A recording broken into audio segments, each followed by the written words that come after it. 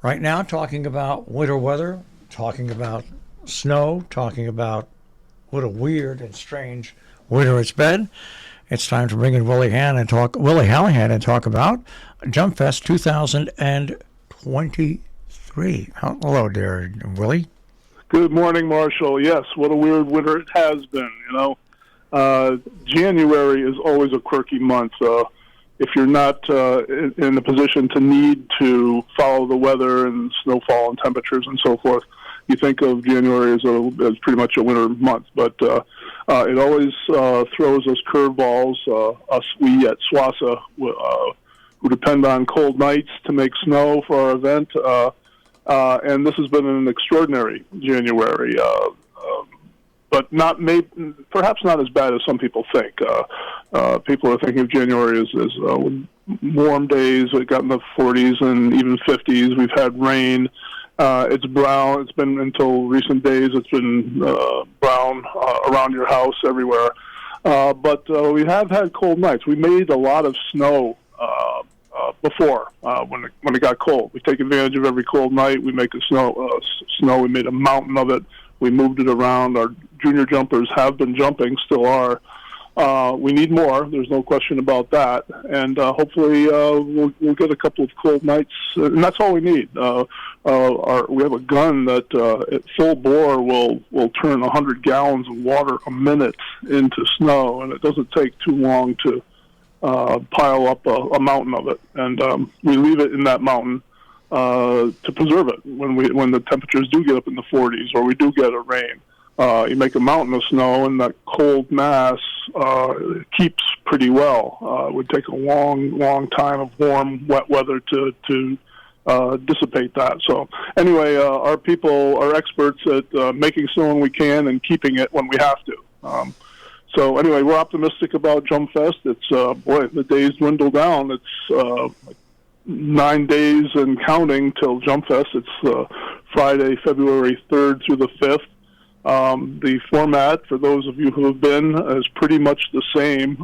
Friday night, we have Friday night lights. That's target jumping by the athletes under the lights. It's a fun night for the jumpers. We have the same jumpers all 3 days, Friday night, Saturday, and Sunday. They have different focuses on each of those 3 days.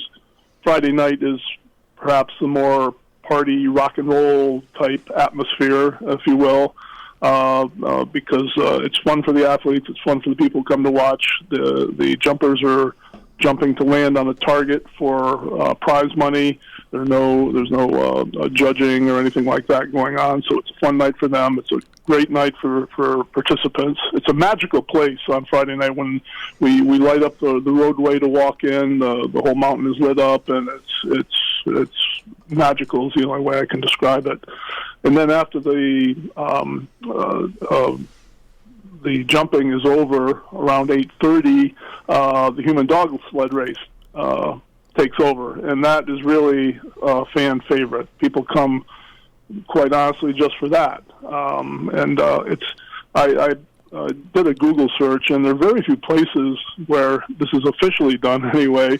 There are a couple of colleges, I think the University of Michigan, the Dartmouth, a couple places in Iowa, and so about half a dozen places where there's an official human dogsled race, and ours is one of them, and it's a gas. Last year we had a really good turnout in terms of teams. We had like a dozen teams, and we had a very good crowd. It seems like we're adding to our crowd base every year. More and more people find out about us.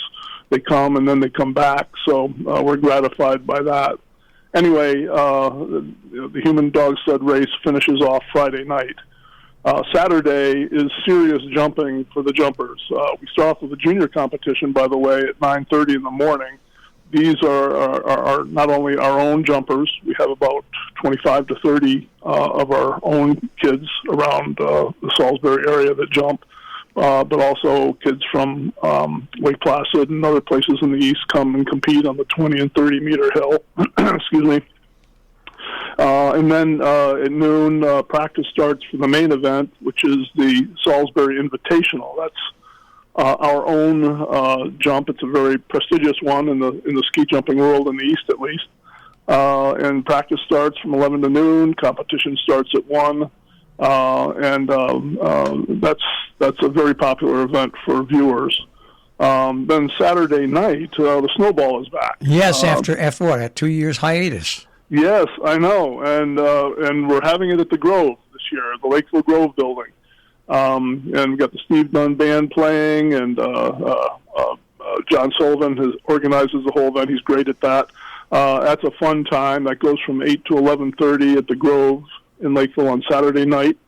$20 entry fee for that. It's gone up a little bit for that event.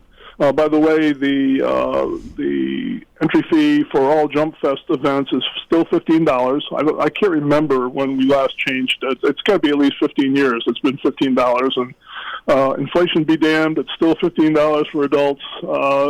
Kids 12 and under still get in free. There are senior and military discounts and free parking. We try to make the event price friendly, family friendly, so as many people as possible can afford to come. Now on Sunday, that's the main event in terms of ski jumping. This is the Eastern U.S. Ski Jumping Championships. This is the most important jump for the kids who are coming because how they fare on this day determines whether they may make the junior national team, which is a big, big deal. It's the next step towards the Olympics if they're aiming in that direction. There's the most at stake for ski jumping on Sunday. The schedule is the same as Saturday. There's practice from 11 to noon. Competition starts at 1. And it's a very prestigious thing for SWSA is that the junior national team for the Eastern Division is named after Sunday's competition. So it's a big deal. We're looking forward to it. We're hoping for good weather for attendance. We're hoping for a couple good nights of cold weather to make enough snow. And also, live streaming is back. We started that during the pandemic, thanks to Ian Johnson from Salisbury School. Every year they brings the equipment, and we have the hookup to stream both Friday night, Saturday, and Sunday, excuse me, so that people who don't live in the area or can't make it or don't want to brave the elements to come in person can watch it on the computer. It's not hooked up yet, but there will be a place on our website, jumpfest.org, to click on and watch all 3 days of Jumpfest live streamed. So that's pretty much it, Marshall. We're still looking for more. I don't know how many teams have registered for the human dog sled race. I said we had a dozen last year, which is great. We'll take more. The more, the merrier.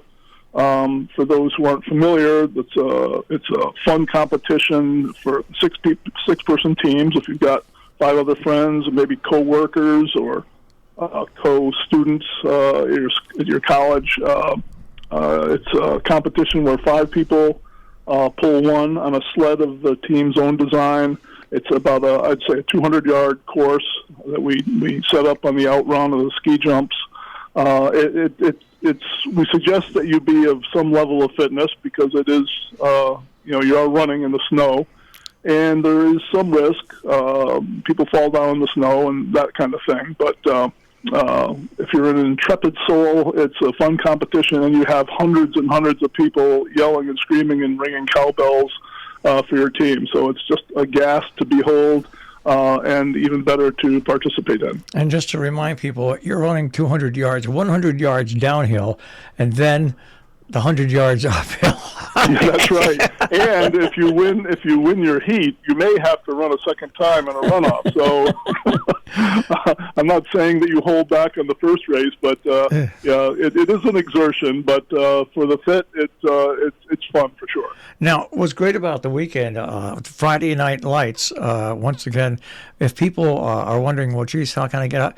There's food that is served there on Friday night as well. That's right. Thank you very much for reminding me. We got the Cook Shack, which Friday night will be manned by Sunday in the Country Food Drive, the proceeds of which will go to their food charity, which is a big, big deal. There'll be a food truck there. SOAR, the afternoon enrichment program at Salisbury Central School. Sells hot toddies. There'll be a beer tent there. Great Falls Brewery from Canaan will be selling beer.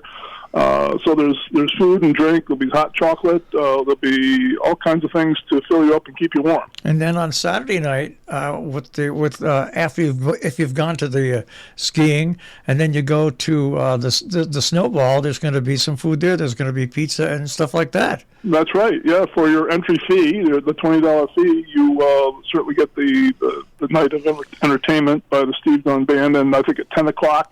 That evening, there's free pizza. So, fun for all. So you really can make a full day and evening of it on the third. That's right. It's a fun weekend, and we look forward to it every year. It's just going to be a great time. People come from all over, and it never ceases to amaze me as I sit in the ticket booth where people travel from. New Haven, the number of people who come from down that way is growing. Again, as more people find out about it, they tell their friends, and they come down from upper Massachusetts and into New York State. There's not a lot going on in the depths of winter, we realize, and this is just such a jewel in the wintertime schedule. And once again, the first weekend really of February, 3rd, 4th, and 5th, Jumpfest.org is the site you can go to get more information. That's right. And I was talking to Pat Pagano this morning, and it will definitely be cold enough at night for you to continue making snow. And he believes that on February 1st, the first wave of cold air will really hit the area, where it's going to actually bring the temperatures down to seasonal. So, and there also the ungreat thing about it, there might be a storm in that first week. But then again, I've always said the Salisbury Winter Sports Association volunteers are the hardest working volunteers. I have never seen them fail to do what they do. And no, it's true. They never do. And we're used to last minute, sometimes last second, changes in schedule and weather and we make it work. Our piston bully snow mover does the work of 20 men, and that's been a great addition to our schedule. But when we have to snow the in-run, the ramp of the tower, one night in a 2 or 3 hour time, 24 men work their butts off to ice the in-run, and it's a tradition. Working hard and enjoying it is a SWSA tradition. And to highlight that, it wasn't that long ago where one day it was 60 degrees and the next day it was back down in the 20s, and you ski jumped all weekend long. I know. Mother Nature teases us every year. I don't know what we did to her, but she teases us for sure. All right, so that is Jumpfest once again, February 3rd, 4th, and 5th at the Snowball, of course. And, of course, you can get all the information at jumpfest.org. Willie, good luck with the weather and good luck with that weekend. Thank you, Marshall, and thank you and Robin Hood Radio for everything you do for us. We appreciate it. All right, take care, Willie. You too. Bye. Willie Hallihan, once again, Jumpfest from Salisbury Winter Sports Association, February 3rd, 4th, and 5th, jumpfest.org for more information.